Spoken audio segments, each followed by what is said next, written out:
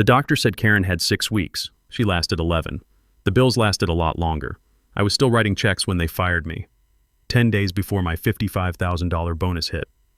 My name's Russell Pemberton. Most people call me Russ.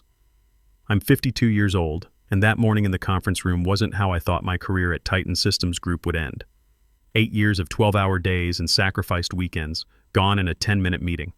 I'm sorry, Russ, but effective immediately, your position is being eliminated. That's what Jeanette Marsh said. No eye contact, just click, click, click with her pen, like she was checking off a grocery list. Milk, eggs, guy's entire career.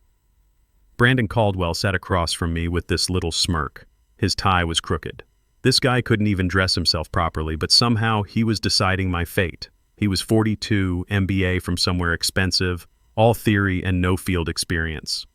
Corporate restructuring, Brandon said, like those 2 words explained everything. I'd closed a $52 million government contract 3 weeks earlier, Project Sentinel, classified Department of Defense work that I'd spent 6 months negotiating using contacts I'd built over 20 years in the defense sector. And now Brandon was restructuring me right out the door, 10 days before quarterly bonuses. That timing wasn't an accident. No severance? I asked. My voice came out flat, old training kicking in, never let them see you rattled. Standard package, Jeanette chirped. 3 weeks and a positive reference, assuming no complications. I stood up and grabbed my bag, walked out through an office full of people suddenly fascinated by their computer screens. Nobody makes eye contact when you're the one getting axed. My desk looked smaller than I remembered. I started boxing up 8 years of my life. Photo of Karen from before the cancer. Coffee mug that said world's okayest boss. My team gave me that after we closed Sentinel. Just swept it all into the cardboard box. The elevator ride down was long. I made it to my truck before the anger hit. Not the hot kind. The cold kind that sits in your chest like a stone. Karen died 3 months ago. The cancer moved fast. Hospital stays, specialists, hospice care. The final tally came to just under $400,000. Insurance covered some. Not enough. I'd been paying minimums, stretching it out month by month, waiting for bonus season. That $55,000 was supposed to make a real dent. Now I had nothing. 3 weeks severance that wouldn't cover a month's worth of medical debt. I didn't think about the contract until that night. I was 2 bourbons deep, sitting in my home office staring at Karen's empty chair.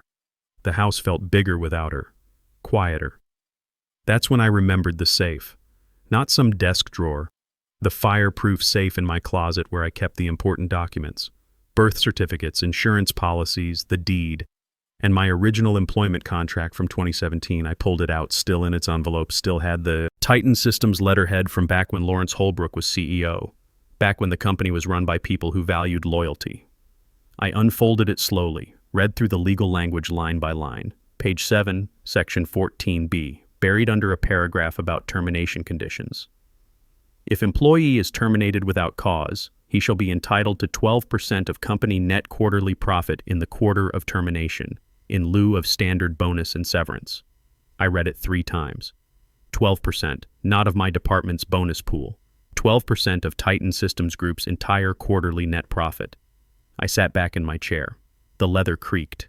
That clause, I'd negotiated it back in 2017 when I brought in my first major government contract. It was supposed to be a retention bonus, a golden handcuff. The old CEO understood that relationships in the defense sector are everything. You need credibility. You need history. Brandon never read the contract. Why would he? The guy probably couldn't spell due diligence if you spotted him half the letters.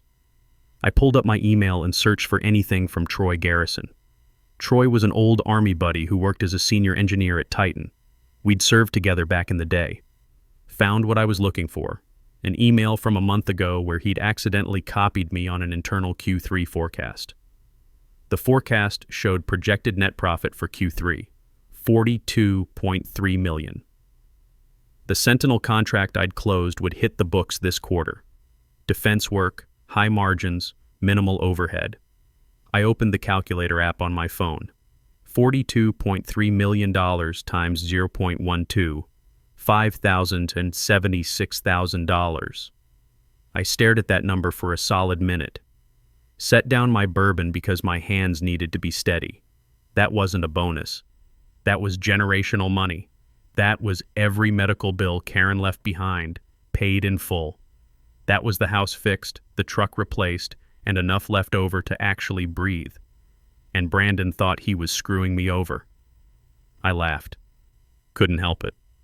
Karen's chair was empty, the bills were stacked on the counter, and these corporate idiots had just handed me a winning lottery ticket. They'd fired me without cause. Their own words, position elimination, and triggered a clause they didn't know existed. But here's the thing about corporate types like Brandon. They don't just lie once. They lie systematically. They'll build a paper trail, fabricate warnings, twist emails, maybe even forge some performance reviews. Anything to convert a without cause termination into a for cause firing, which meant I needed to move fast. I picked up my phone and pulled up Troy's number. Hesitated for just a second. What I was about to do would put him at risk. Asking a guy who still worked there to help me gather evidence, that's not a small favor. But then I thought about Dorothy Brenner. She'd been with Titan for 25 years working in finance. Word around the office was they'd fired her the same week as me. No warning, no explanation, just restructuring. Brandon wasn't restructuring. He was scrubbing the books, cutting high salary positions right before bonus season so the executive pool looked bigger. I typed out the message to Troy. Need to talk, in person, soon as you can. His response came back in under a minute. Tomorrow, Capitol Grill, 7 p.m. I set down the phone and looked at the contract again. Section 14B, 12 perfect percent. This wasn't about revenge, not yet anyway. This was about accountability. This was about making sure Brandon learned that loyalty isn't just some word you put in a mission statement. It's a contract, and contracts have teeth. I poured another bourbon, just one finger. Needed to stay sharp. Those habits kept me alive overseas, and they were about to keep me solvent here. Brandon made one critical mistake. He underestimated the one person in that company who actually read the fine print. Tomorrow, I'd start building the case. Tonight, I just sat in my office with the contract spread out on my desk and let myself feel something I hadn't felt in months. Hope. Cold, calculated, and ready for war. Monday morning, I walked into Hugh Callahan's office. If Brandon wanted lawyers, I'd bring a JAG officer who'd seen worse than him. The place smelled like burnt coffee and old law books. Hugh was 62, ex-military lawyer, the kind of attorney who'd prosecuted war crimes and defended good soldiers from bad charges. His office was downtown D.C., fourth-floor walk-up, no receptionist. He was already at his desk when I walked in, didn't look up, just pointed at the chair. Russ Pemberton, Troy called ahead, said you got screwed. That's the polite version. Hugh took my contract and started reading. No small talk, just straight to the work. After 3 minutes, he set it down and tapped Section 14B. This clause is ironclad, 12% of quarterly net profit if terminated without cause. Back when we had a CEO who respected what people brought to the table. Here's your problem. Hugh leaned back. They'll never admit it was without cause. Expect forged performance reviews, fabricated warnings, creative reinterpretation of your work history. So what's our move? We go proactive.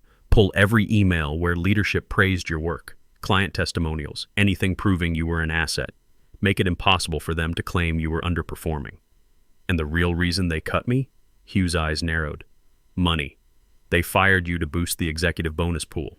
If we can prove they did this to multiple people right before payout, we've got leverage. That evening, I met Troy at the Capitol Grill, back booth where we wouldn't be overheard. He was already nursing a beer when I slid into the seat. They're saying you left voluntarily, Troy said. Told everyone you wanted to pursue other opportunities. Voluntarily? That's creative. Brandon moved into your office the next day. Troy leaned in. Listen, there's stuff you need to know. Brandon's been bragging to the exec team about how lean the numbers look, how much fat he cut before Q3 earnings hit the board. Fat being me and who else? 2 project managers, someone from HR, and Dorothy Brenner from finance.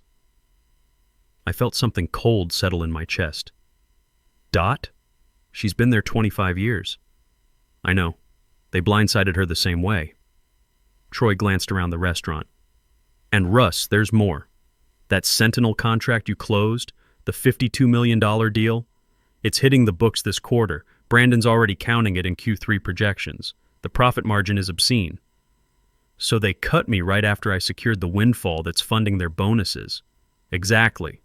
Deal's still classified. DoD hasn't announced it publicly, but internally, Brandon's already celebrating. The pieces were falling into place. This wasn't restructuring. This was calculated theft. Can you get me proof? Emails, meeting notes, internal projections? Troy was quiet for a moment. I can forward what I can from a personal account, but I've got to be careful. I know. I'm not asking you to fall on a sword. There's one more thing. Troy pulled out his phone. I still have management-level permissions. They forgot to revoke my access when they passed me over for promotion last year. I've been acting as senior engineer for 2 years without the title or the pay. I looked at the screen. He had access to the executive shared drive. They forgot. People like Brandon don't think about details. Troy put his phone away. I'll get you what you need. We paid separately and left through different exits. 3 days later, Troy sent me the files through an encrypted email. 4 Word documents, pulled from a folder Brandon had named Exec Private 2. Real genius-level security. I opened the first document, Performance Improvement Plan with my name on it. Dated June 18th. I right-clicked, checked properties. Date created, October 6th, 9:47 a.m. I was fired October 3rd. Second document, Written Warning, dated July 22nd. Date created, October 6th, 10:03 a.m. Third document, Final Performance Review, dated September 28th. Date created, October 6th, 10:15 a.m. All forged, created in a 30-minute span, 3 days after my termination. I called Hugh immediately. I've got them. Metadata proves the documents were fabricated after I was fired. Send them now. This changes everything. The second email contained a spreadsheet. Q3 earnings forecast, internal use only. Every major contract closed that quarter, including Project Sentinel, still marked classified. Bottom line, $42.3 million projected net profit. My calculation had been right. 12% of that was $5,076,000. Then I opened the third attachment. Email chain between Brandon Caldwell and Andrea Fielding, Titan's corporate counsel. Subject line, Workforce Optimization Pre-Bonus. Dated September 20th, 2 weeks before my termination. Brandon had written, need to reduce headcount by 5 before Q3 closes. Targeting high salary positions. Will coordinate with HR on timing and documentation. Priority is keeping exec team clean for board review. Andrea's response, understood. Ensure performance documentation is in place before any terminations. We'll need to justify cause if challenged. They'd planned it, put it in writing. The idiot actually put it in writing. I forwarded everything to Hugh with one line, game over. He called back in under 10 minutes. Russ, this isn't a lawsuit anymore. This is a nuclear weapon. If this goes public, it triggers an SEC investigation. The CEO won't let that happen. Not over Brandon. Then let's make him choose. That night, Hugh drafted the letter. 1 page, legal letterhead, surgical precision. Per Section 14B of Mr. Pemberton's employment contract, we formally request payment of 12% of Titan Systems Group's net quarterly profit due to his termination without cause. Attached documentation demonstrates fabricated performance records and premeditated workforce reduction to inflate executive compensation. We are prepared to file suit and notify relevant regulatory authorities unless this matter is resolved within 10 business days. The letter went out via certified mail the next morning. I got the signature confirmation 2 days later. Now we waited. 5 days later, a courier showed up at my door. Hand-delivered envelope, thick paper, expensive law firm letterhead. Inside was a settlement offer. One-time payment of $175,000. No admission of wrongdoing. Standard NDA. I called Hugh. They're offering $175,000. That's 3 times your bonus, but nowhere near what the contract says they owe you. I could hear the smile in his voice. They're scared, Russ. What's next? Now we ask for a meeting, face to face. We show them everything we have and we watch them do the math. And if they refuse, they won't. Because the alternative is federal investigators asking why they cooked the books and forged documents. I looked at the settlement offer again, $175,000, like that was supposed to make me grateful. Brandon thought he could buy his way out of this. He was about to learn that some problems don't disappear. They come with receipts, metadata, and a contract clause that has teeth. 2 days after we rejected their settlement offer, Andrea Fielding called, Titan's corporate counsel. Her voice had that practiced calm lawyers use when they're trying not to sound desperate. "Mr. Pemberton, we'd like to meet, discuss resolution options." "I'm listening." "In person. You, your counsel, our legal team, and Mr. Holbrook." Lawrence Holbrook, the CEO. They were bringing in the top. "Tuesday, 10 a.m., our offices." Hugh nodded when I looked at him. "We'll be there." Tuesday morning, Hugh and I walked into Titan's headquarters. The conference room had that corporate sterile feel. Glass table, leather chairs, bottled water lined up like ammunition. Brandon sat on the far side, wouldn't look at me directly. Kept adjusting his cufflinks, checking his phone, fidgeting like a kid called to the principal's office. Next to him was Lawrence Holbrook, 61 years old, three-piece suit, silver hair. The kind of man who could fire an entire division without raising his voice. Andrea Fielding sat at the head with her laptop. 2 other lawyers flanked her. Young associates with that hungry billable hours look. Hugh sat down next to me, yellow legal pad in front of him. He looked relaxed, like this was just another Tuesday. "Gentlemen," Andrea began, "we appreciate you coming in. We believe there's been some misunderstanding." "No misunderstanding," Hugh's voice cut clean. "Your client fired my client without cause, triggering a contractual obligation, then fabricated documentation to justify that firing. We have proof." Andrea's jaw tightened. "That's a serious accusation." "It's a statement of fact." Hugh slid a flash drive across the table. "May I?" Andrea looked at Holbrook. He nodded once. She plugged in the drive. The screen behind her lit up. Hugh stood, clicked his remote. A Word document appeared. "Performance Improvement Plan dated June 18th. Submitted as evidence Mr. Pemberton was terminated for cause." Click. The metadata panel filled the screen. Date created, October 6th, 9:47 a.m. Mr. Pemberton was terminated October 3rd. This document didn't exist until 3 days later. Click. Another document. Written warning dated July 22nd. Created October 6th, 10:03 a.m. Click. Final review dated September 28th.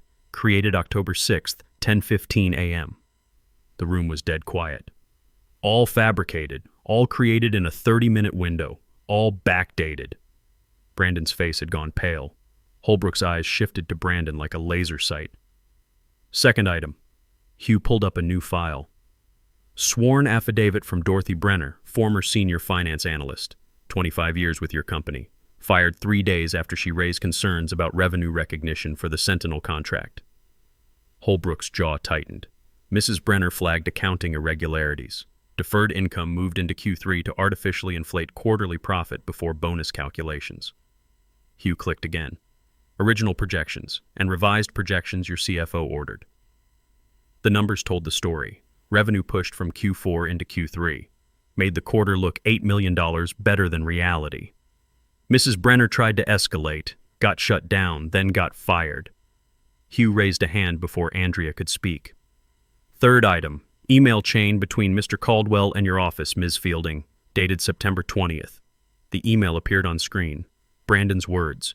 Need to reduce headcount by 5 before Q3 closes, targeting high-salary positions. Andrea's response. Ensure performance documentation is in place before any terminations. Hugh let that sit. Let them read it, let them understand. So let's summarize. Hugh turned to face Holbrook. Mr. Pemberton secured a $52 million classified contract that inflated your quarterly profit. Then he was fired without cause. Then documents were forged. Then a financial analyst was fired for questioning the accounting. Manipulation. He paused. We have testimony from 4 other employees. We have more emails. We have server logs. Holbrook stared at the screen, then turned slowly toward Brandon. Brandon, step outside. Sir, I can explain. Step outside. Brandon stood so fast his chair rolled backward. He grabbed his phone, fumbled it, nearly dropped it, then practically ran for the door. The silence was beautiful. Holbrook turned back. Ms. Fielding, clear the room. Andrea started gathering her laptop. Not you, Holbrook said to Hugh. You stay. The other lawyers filed out. Andrea went last, closing the door with a soft click. Just 4 of us now. Me, Hugh, Holbrook, and the wreckage of Brandon's career spread across a PowerPoint. Holbrook folded his hands. "Mr. Pemberton, you're not here to burn the building down. You're here to get paid." I met his eyes. "That's correct." "And you," he looked at Hugh, "are here to make sure I understand the alternative is federal investigators." Hugh smiled, didn't say a word. Holbrook reached into his jacket and pulled out a folder. Thin, already prepared, he slid it across the table. Full 12% based on actual quarterly profit. Final audit came in at $42.566 million. That's $5,107,920. Wire transfer within 3 business days of signature. Hugh opened the folder, started reading. His face stayed neutral, which meant the numbers were real.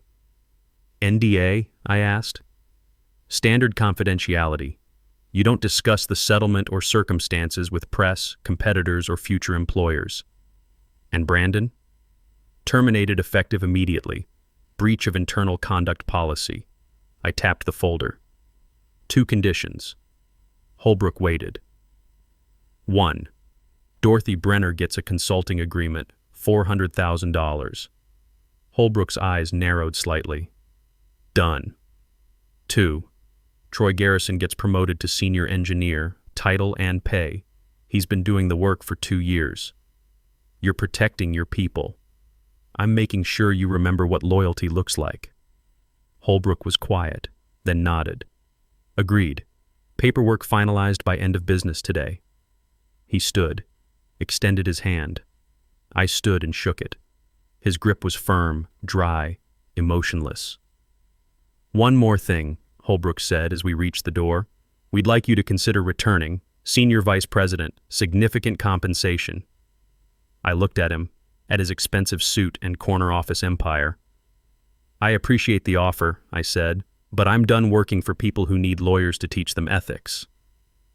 Hugh and I walked out of Titan Systems Group for the last time. Outside, the October air was cold and clean. Traffic moved past. The world kept turning. "You could have asked for more," Hugh said. "I asked for what was mine, plus a little accountability." We shook hands on the sidewalk. My phone buzzed before I made it to the parking garage. Text from Troy. "Did you just get me promoted?" I typed back, "You earned it 3 years ago." 3 business days later, the wire hit my account. $5,107,920. I stared at the number until my vision blurred. Then I logged into the hospital billing portal. Karen's balance, 0 towers. Paid in full. Mortgage, $0. Car loan, $0. Every piece of financial weight I'd been carrying for a year. Gone. The first thing I did after the wire cleared was call Brenner. She picked up on the 3rd ring, sounding tired in the way people sound when unemployment stretches into its 2nd month. "It's Russ Pemberton." "Russ, I heard you were fighting them. How'd it go?" "Check your email. Should have hit about an hour ago." I heard her mouse clicking, then silence. Then her breath caught. "This says $400,000. Consulting agreement. That's what it says." "I don't understand." "You stood up when it mattered. You kept records when they told you to look the other way. 25 years, They owed you more than a cardboard box." Her voice was thick when she spoke again. "Nobody's ever done something like that for me. We look out for our own. That's how it works." Troy called that afternoon. Senior engineer. Official title, $40,000 raise. Equity package. What did you threaten them with? Just reminded them what their fraud case would look like in federal court. "Man," he laughed. "I've been acting senior engineer for 2 years, like it wasn't real work." "It was real. They just didn't want to pay you for it." "Well, they're paying now. Thanks, Russ. For real." After we hung up, I sat in my home office. Karen's chair was still across from me, empty like it had been for 3 months. The house was quiet except for the hum of the refrigerator. I poured 2 fingers of bourbon and just held the glass. Let myself feel the weight of the past month. The anger, the cold calculation, the satisfaction of watching Brandon's career implode. It felt good, not great, just good, like finishing a mission that needed finishing. 2 weeks later, Brandon's resignation was announced on LinkedIn. Pursuing other opportunities, the post said. His profile went dark the same day. No farewell post, no inspirational quotes, just gone. Word travels fast in the defense sector. Within a week, 3 different people I'd worked with reached out. Casual messages. Heard what happened at Titan. Glad you landed on your feet. Nobody said it directly, but the subtext was clear. They knew Brandon was poisoned now. The thing about the defense industry is it's smaller than people think. Government contracts, security clearances, Pentagon relationships. It's a tight circle. Guys like Brandon don't get second chances when the story is he cooked the books to screw over the guy who'd just landed a $52 million classified deal. His career was over. Not just at Titan. Everywhere that mattered. 3 weeks after the settlement, I got a call from a defense consultancy out of Arlington. Small firm, veteran-owned, good reputation. We're not looking for someone to work 80-hour weeks, the owner said. His name was Paul Rivera, former Marine colonel. We're looking for someone who knows how to build relationships with DoD brass. Someone who understands government contracts are about trust, not PowerPoint decks. Part-time? Your terms. We bill you out as senior advisor. You help us close deals, mentor younger guys, teach them how to do this work the right way. I started the following Monday. 3 days a week, my own hours, advising on strategy and making calls to people I'd known for 20 years. Clean work, honest work. The money from Titan sat in investments, most of it anyway. I kept enough to fix the foundation, replace the truck, and set up something I'd been thinking about since Karen died. The Karen Pemberton Fund for Cancer Research. Not huge, not flashy, just $50,000 a year going to a research hospital in Baltimore that specialized in the kind of cancer that took her. They put her name on a plaque in the research wing. I went to see it once. Stood there for a few minutes, reading her name in brushed steel letters. Karen Elizabeth Pemberton, 1973-2025. I didn't cry, just felt tired and old and glad she didn't have to see what I'd become in those months. Cold, calculating, the kind of person who could systematically dismantle another man's career and sleep fine, but I think she would have understood. Karen always said I had a strong sense of right and wrong. 4 months later, I got an email from someone I didn't know. Subject line, "Thank you." The sender was Jennifer Pace. The message was short. "Mr. Pemberton, I worked at Titan until last year. I was one of the people they let go in a previous restructuring. I always suspected they'd forged my performance reviews, but I didn't have proof and couldn't afford to fight. When I heard what you did, I wanted you to know it mattered, not just for you, for all of us who got screwed and had to walk away quietly." I read it 3 times, then closed my laptop. That's the thing about fighting back. You think it's just about you, your contract, your money, but then you realize other people were watching. Other people got screwed the same way and thought they had to take it, and maybe by not taking it, you show them they don't have to either. 6 months after I left Titan, I ran into Troy at a conference in Crystal City. He was presenting on secure communication systems, speaking to a room full of government contractors like he'd been doing it his whole career. Afterward, we grabbed coffee. "How's the new position?" I asked. "Good, really good. They're actually listening to my ideas now." That's what happens when the title matches the work. Troy stirred his coffee. "Brandon tried to get a job with one of our competitors last month. They called me for a reference." "Yeah?" I told them the truth, every word of it. They withdrew the offer that afternoon. We sat there for a minute, not saying anything. 2 guys who'd served together, worked together, survived together. "You ever regret it?" Troy asked. I thought about it, really thought about it, about Brandon's career in ruins, about the money in my account, about Karen's name on that plaque, about Dot getting paid, about Troy getting promoted. "No," I said, "I don't." And I meant it. Some nights I still sit in my home office with a bourbon and think about how close I came to just walking away, taking the loss, accepting that sometimes good people get screwed and that's just how the world works. But I didn't walk away. I read the fine print. I gathered the evidence. I brought in the right people, and I made them pay for every lie they told. That's not revenge. That's accountability. Brandon Caldwell gave me a 12% advantage. He just didn't know it, and by the time he figured it out, it was too late. I still work 3 days a week with Paul Rivera's firm, still mentor younger veterans trying to translate military experience into civilian success. The house is quieter now than it was when Karen was here, but it's mine. paid off. No medical debt crushing me every morning. I sleep better than I have in a year. And every morning, I wake up knowing that Brandon Caldwell doesn't. That's not revenge, that's just math.